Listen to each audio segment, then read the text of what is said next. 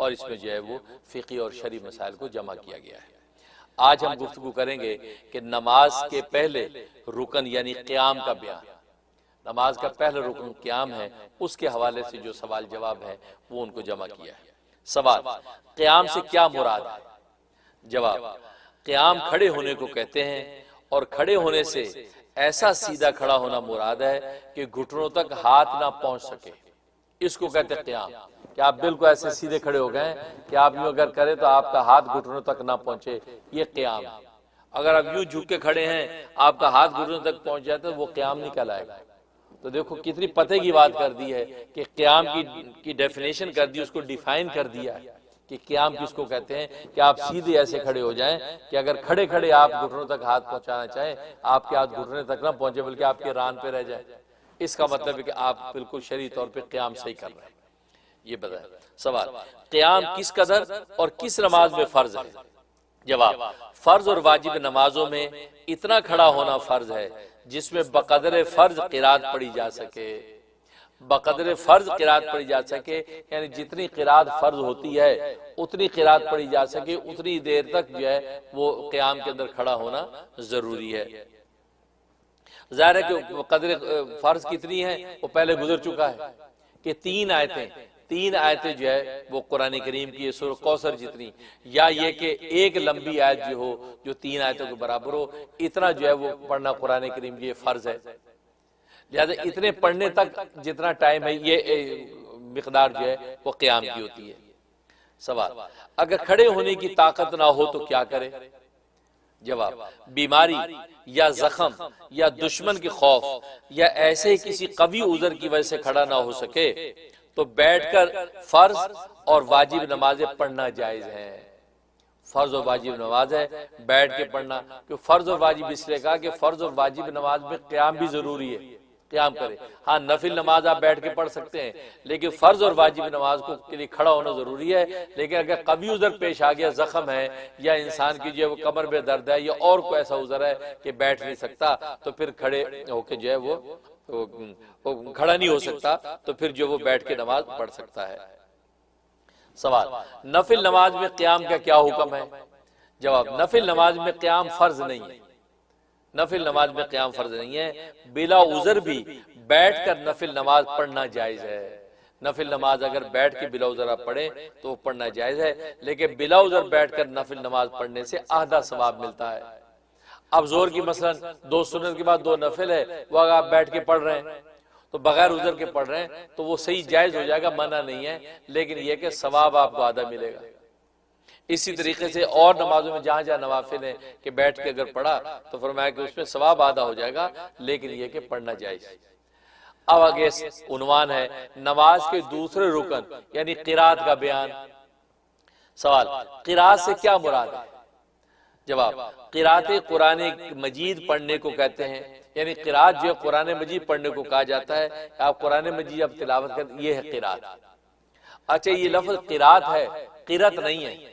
یہ عام لوگ جو ہے گفتگو قرت بولتے ہیں، مطلب ابھی جو ہے وہ قرت فرمائیں گے قاری مقبول صاحب، اب وہ مسجدوں کے صدر ہوتے ہیں، سیکرٹری ہوتے ہیں، وہ اناؤنس کر رہے ہوتے ہیں قاری مقبول صاحب قرت فرمائیں گے، قاری صاحب بڑی سی قرت فرمائی، تو قرت کا معنی ہوتا ہے ہلاکت۔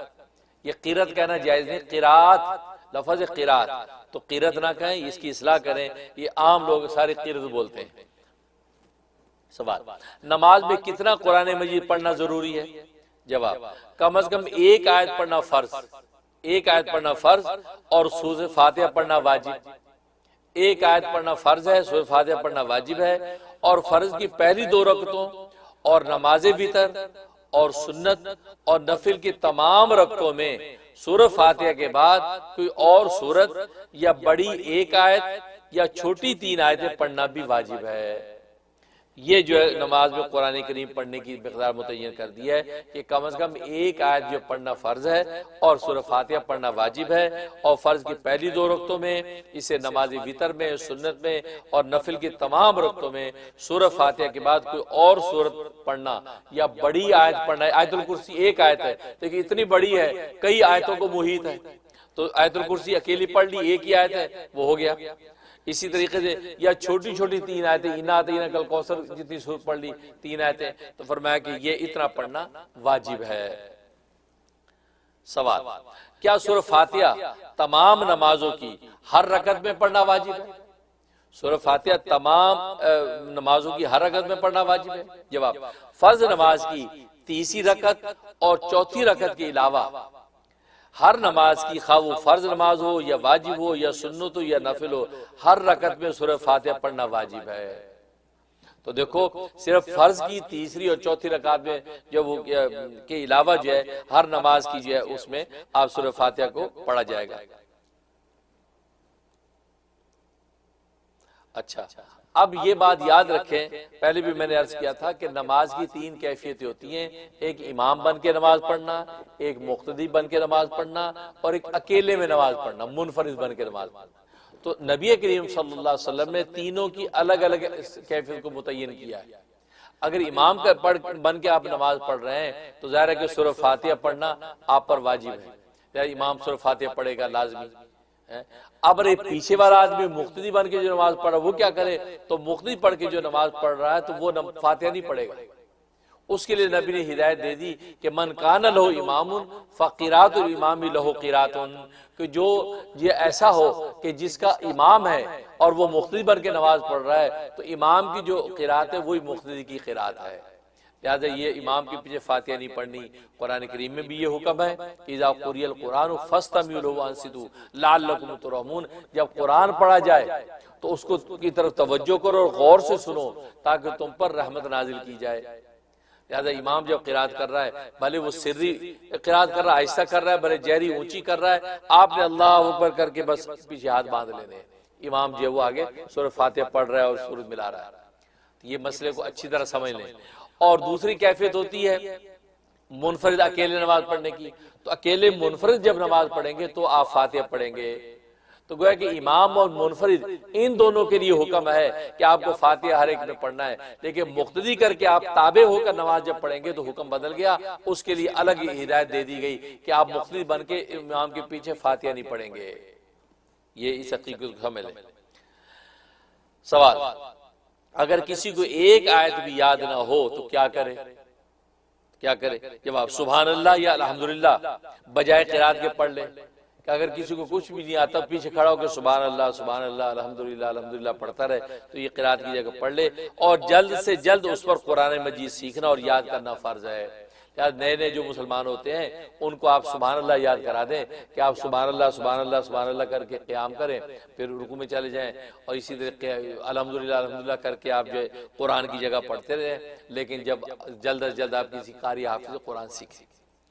قرات فرض کی مقدار یاد کر لینا فرض اور واجب کی مقدار واجب ہے، اور نہ سیکھنے میں سخت گناہ گار ہوگا۔ یعنی قرات جو فرض کتنی؟ ایک آیت جو وہ یاد کر لینا فرض، یاد ہو اتنی آیت تو یاد فوراً کر لے، اور واجب کی مقدار یعنی 3 آیتیں پڑھنا، تو گویا کہ یہ ایک بڑی آیت جو 3 کے برابر تو واجب ہے، اتنی مقدار واجب ہے، اور نہ سیکھنے میں سخت گناہ گار ہوگا۔ اب اگر کوئی نہیں سیکھتا اور الحمدللہ یا سبحان اللہ پہ ساری زندگی گزار رہا ہے تو وہ گناہ گار ہو رہا ہے، اس کو چاہیے کہ قرآن سیکھنے کی کوشش کرے۔ سوال، قرآن مجید کس کس نماز میں زور سے پڑھنا چاہیے؟ جواب، امام پر واجب ہے کہ نماز مغرب نمبر 2 اور عشاء کی پہلی 2 رکعتوں میں، نماز مغرب اور عشاء کی دونوں رکعتوں میں، اور فجر اور جمعہ اور عیدین کی نمازوں میں، اور رمضان المبارک کے مہینے میں تراویح اور وتر کی نمازوں میں آواز سے پڑھے۔ اس میں جہری قرات کی جائے گی، یعنی اونچی بلند آواز سے بالجہر پڑھا جائے گا، یہ حقیقت یاد رکھیں۔ سوال، کن نمازوں میں قرات آہستہ کرنی چاہیے؟ جواب، نماز ظہر اور نماز عصر میں امام و منفرد سب کو، اور نماز وتر میں منفرد کو قرات آہستہ کرنی چاہیے۔ نماز وتر میں منفرد کو قرات آہستہ کرنی چاہیے، تو گویا کہ یہ مقام ہے جس میں آہستہ قرات ہوگی۔ سوال، زور سے پڑھنے کی کیا مقدار ہے؟ کتنا زور سے پڑھے؟ جواب، زور سے پڑھنے کا ادنا درجہ یہ ہے کہ اپنی آواز پاس والے شخص کے کان میں پہنچ سکے۔ اب اتنی آواز سے پڑھ رہے ہیں کہ پاس والے کو آپ کی آواز پہنچے، یہ اس کو جہری کہتے ہیں، ادنا درجہ جہری کا ہے۔ اور آہستہ پڑھنے کا ادنا درجہ یہ کہ اپنی آواز اپنے کان میں پہنچ سکے۔ اب آہستہ جو پڑھ رہے ہیں، آہستہ ایسا پڑھیں کہ آپ خود سن رہے ہیں کہ آپ کیا پڑھ رہے ہیں۔ بعض لوگ بالکل ہی منہ بند کے گھر کے کھڑے ہوتے ہیں، وہ پڑھتے نہیں آپ جی میں پڑھ رہا ہوں، پھر اندر پڑھ رہے ہو، ہاں باہر پڑھیں بھائی، کیونکہ زبان سے پڑھنا ضروری ہے، دل میں پڑھنے سے نماز ادا نہیں ہوگی۔ بہت سے لوگ ہوتے ہیں اکیلے نماز پڑھ جائیں، امام کے پیچھے تو منہ بند کر کے آپ کھڑے ٹھیک ہے، لیکن یہ اکیلے پڑھ رہے ہیں اس میں منہ بند کر کے کھڑے، نماز بھی ان کی ہو گئی نہیں، ایسے نہیں ہوگی۔ تو ان کو جو ہے زبان سے پڑھنا ہے، آہستہ پڑھنا ہے، لیکن ایسی آہستہ کہ خود تو سنیں۔ سوال، جن نمازوں میں آواز سے قرات کی جاتی ہے انہیں کیا کہتے ہیں؟ جواب، انہیں جہری نمازیں کہتے ہیں، جو وہ اونچی پڑھی جاتی ہیں، وہ جہری نمازیں کہلاتی ہیں، کیونکہ جہر کے معنی زور سے پڑھنے کے ہیں، جہر کا معنی زور سے پڑھنا، اس لیے ان نمازوں کو جہری نمازیں کہتے ہیں۔ مطلب فجر کی نماز جہری ہے، عشاء کی نماز جہری ہے، مغرب کی نماز جہری نماز ہے۔ جواب، سوال، جن نمازوں میں آہستہ قرات کی جاتی ہے انہیں کیا کہتے ہیں؟ جواب، انہیں سری نمازیں کہتے ہیں، وہ سری کہلاتی ہیں، سر میں نہیں راز، سری آہستہ، کیونکہ سر کے معنی آہستہ پڑھنے کے ہیں تو سری نمازیں کہلاتی ہیں۔ عصر کی نماز، زور کی نماز، یہ سری نماز ہے، تو سری نماز جس میں قرات آہستہ ہوتی ہے۔ سوال، اگر کوئی شخص زبان سے الفاظ نہ کہے صرف خیال میں پڑھ جائے تو جائز ہے یا نہیں؟ ابھی جو میں نے بات کہی تو خیال سے پڑھ رہا ہے، زبان سے نہیں پڑھ رہا، تو جب صرف خیال دوڑا لینے سے نماز نہ ہوگی بلکہ زبان سے پڑھنا ضروری ہے۔ خیال کو دوڑا رہا ہے تو زبان سے پڑھ نہیں رہا، اس صورت میں اس کی نماز نہیں ہوگی، اس کو زبان سے پڑھنا ضروری ہے۔ نماز کے تیسرے رکن یا رکوع اور چوتھے رکن یا سجدے کا بیان۔ سوال، رکوع کی ادنا مقدار کیا ہے؟ جواب، رکوع کی ادنا مقدار اس قدر جھکنا ہے کہ ہاتھ گھٹنوں تک پہنچ جائیں، اتنا جھکنا ہے کہ ہاتھ گھٹنوں تک پہنچ جائیں، تو یہ رکوع کی ادنا مقدار ہے۔ سوال، رکوع کا مسنون طریقہ کیا ہے؟ جواب، اس قدر جھکنا کہ سر اور کمر برابر ہو جائے، سر اور کمر برابر ہو جائے اور ہاتھ پسلیوں سے جدا رہے، یہ ہاتھ جو یہ پسلیوں سے جدا، یوں نہیں کرنا، جدا رہے، اور گھٹنوں کو دونوں ہاتھوں سے پکڑ لیا جائے اور دونوں ہاتھوں سے گھٹنے پکڑ لیے۔ یاد رکھیں یہ مردوں کے لیے طریقہ ہے، عورتوں کے لیے نہیں ہے، عورتوں کا طریقہ آگے آئے گا، عورتوں کا جو طریقہ رکوع کا، کیونکہ عورت کے وجود میں سطر کا لحاظ رکھا گیا ہے، لہذا رکوع میں اتنا نہ جھکے جیسے مرد اپنی کمر کو سر کو برابر کرتا ہے، تو اس کے جو ہے کہ سطر کے خلاف، اس کے پردے اور حیا کے خلاف ہے، لہذا وہ اتنا جھکے کہ اس کے ہاتھ پر گھٹنوں تک پہنچ جائیں، بھائی اتنا جھکے، اور وہاں بھی اس کو پکڑے نہیں، ایسے وہ گھٹنوں پہ ہاتھ رکھ لے، بس اتنا کافی ہے اس کے لیے، اس کے اتنا جھکنا ضروری نہیں، اور یہ ہاتھوں کو بھی اتنا کھولنے ضروری نہیں، بس وہ اپنے آپ کو جتنا سمیٹ کے کرے گی اور پھر اتنا ہی زیادہ جو ہے وہ بہتر ہے، کیونکہ حدیث میں عورتوں کی نماز کا طریقہ زیادہ سطر کے لحاظ سے بتلایا گیا ہے۔ اس کا جھکنا کہ سر اور کمر برابر رہے اور ہاتھ پسلیوں سے جدا رہے اور گھٹنوں کو دونوں ہاتھوں سے پکڑ لیا جائے۔ سوال، اگر بڑھاپے کی وجہ سے اس قدر کمر جھک جائے یا کوئی اتنا کبڑا ہو کہ رکوع کی شکل ہو جائے تو رکوع کس طرح کرے؟ وہ بیچارہ اتنا کبڑا ہو گیا کہ رکوع ہو چکا ہے، وہ رکوع میں رہتا ہے بیچارہ، وہ کیا کرے؟ وہ جیسے کسی منچلے نے کہا تھا کہ بڑے میاں چلے جا رہے تھے، بالکل کمان بنے ہوئے تھے، تو کسی منچلے لڑکے نے کہا کہ انکل یہ آپ نے کمان کتنے کے لیے؟ وہ جو کمان بالکل کمان بن گئی کمان، کہ یہ کمان آپ نے کتنے کے لیے؟ تو بڑے میاں بھی تو بڑے میاں تھی، زندگی گزاری ہے، کہتا کہ بال سفید نہیں کیے دھوپ میں، تجربے کی، تو مسکرا کے فرمایا بیٹا میری عمر کو پہنچو گے تو مفت میں مل جائے گی، میری عمر کو پہنچو گے مفت میں مل جائے گی۔ تو حقیقت یہ ان کپڑوں پہ کیا ہنسنا کہ زندگی میں کیا ہونے والا ہمیں کچھ پتہ نہیں، آج جوانی کا ناز انسان دکھاتا ہے، اسے اللہ تبارک و تعالی یہ حافظ حفاظت کرے۔ اس نے فرمایا تو کبڑا ایک رکوع کی شکل بن چکا، آپ کے وہ رکوع کیسے کرے گا؟ تو جواب، سر سے اشارہ کر لے، وہ رکوع میں جھکا ہوا ہاتھ باندھے ہوئے قیام میں ہے تو رکوع کے ٹائم پر سر کا اشارہ کرے تھوڑا سا، بس وہ اس کا رکوع ہو گیا، سر سے اشارہ کر لے، یعنی سر کو ذرا جھکا دینے سے اس کا رکوع ادا ہو جائے گا، کیونکہ اتنا اہم مسئلہ پتہ چلا، پتہ کتنے کبڑوں کو پتہ نہیں ہوگا، پتہ نہیں کیا کرتے ہوں گے اور نیچے جھکتے ہوں گے تو اور جھک کے ویسے گر جائے گا۔ اس لیے بھائی یہ دیکھو کتنی پتہ کی بات ہے کہ یہ جو ہے چھوٹے چھوٹے مسئلے انسان کے عام زندگی کے۔ سوال، سجدے سے کیا مراد ہے؟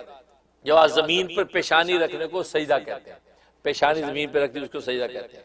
سوال، اگر صرف ناک یا پیشانی پر سجدہ کرے تو سجدہ ادا ہوگا یا نہیں؟ کیونکہ آپ جب سجدہ کرتے ہیں پیشانی کے ساتھ ناک بھی تو رکھا جاتا ہے، تو فرمایا کہ اگر صرف ناک رکھ دیا سجدہ ہوا یا نہیں، صرف پیشانی رکھ دی سجدہ ہوا یا نہیں؟ جواب، اگر کسی عذر سے ایسا کرے تو جائز ہے، کسی عذر سے ایسا کرے تو جائز ہے، بلا عذر صرف پیشانی پر سجدہ کیا تو سجدہ تو ہو جائے گا لیکن مکروہ ہے۔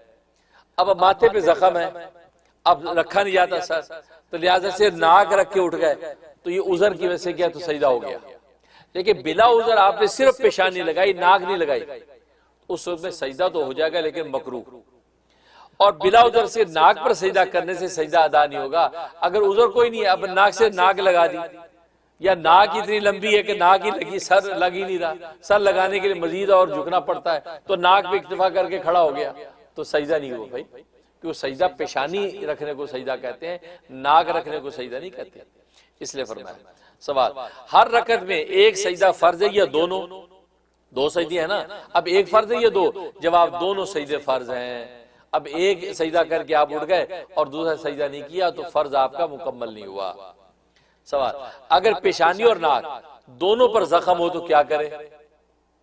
جواب، سجدے کا اشارہ سر سے کر لینا ایسے شخص کے لیے کافی ہے۔ ناک پہ بھی زخم ہے، سر پہ بھی زخم ہے، کیا کرے؟ اس میں وہ سجدے کا اشارہ کر لے تو بس کافی ہے، اس کو سر لگانا زمین پہ ضروری نہیں ہے۔ سوال، پہلے سجدے کے بعد کس قدر ٹھہر کر دوسرا سجدہ کرے؟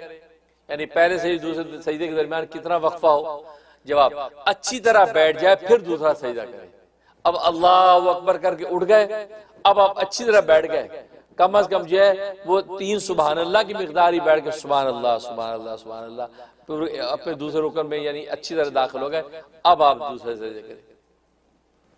بنا حدیث میں آتا ہے دعا رب اغفر لی ورحمنی واہدنی وارزقنی، یہ والی دعا آتی ہے، یہ دعا پڑھ سکتے ہیں۔ سوال، پہلے سجدے کے بعد کس قدر ٹھہر کر دوسرا سجدہ کرے؟ جواب، اچھی طرح بیٹھ جائے پھر دوسرا سجدہ کرے۔ سوال، عیدین یا جمعہ یا اور کسی بڑی جماعت میں لوگوں کی کثرت کی وجہ سے جگہ تنگ ہو گئی، اتنا رش ہے، یا حرم میں بھی ہو جاتا ہے ایسا، پیچھے والے شخص نے اپنے آگے والے کی پیٹھ پر سجدہ کر لیا تو جائز ہے یا نہیں؟ یہ سوال یہ ہوتا ہے حرم میں خاص طور پہ، اب جمعے کے لیے اتنا رش ہے جناب، وہ قیام میں تو چلو کھڑے ہو گئے، اب سجدے کی گنجائش نہیں ہے، کیا کریں؟ تو اب سامنے والے کی پیٹھ پہ سجدہ اگر کر لے پیچھے والا تو سجدہ ہو جائے گا؟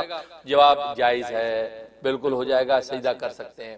ایسی صورتحال پیش آ جائے تو سجدہ اس کے سر پہ کر سکتے ہیں، لیکن سامنے والے کو مسئلہ پتہ ہونا چاہیے، کیونکہ آج کل جہالت اتنی ہے، مسئلہ پتہ نہیں ہوتا، اب پتہ چلے پیچھے والے کو مسئلہ پتہ، اس نے اس کی کمر پہ سر رکھ دیا، اب وہ سمجھے گا پتہ نہیں کیا بلا آ گئی، وہ اٹھ کے کھڑا ہو گیا، اس نے اپنی نماز بھی خراب کی، اس کا بھی سر پرے دے مارا، اور یہ پیچھے گرا تو دوسرے پہ گرا، تو یہ بڑی بے ہنگمی ہو جاتی ہے۔ یہ حرم میں بھی ایسے دیکھنے کو موقع ملے ہیں، لہذا مسئلے اتنے پتہ ہونے چاہیے بھائی۔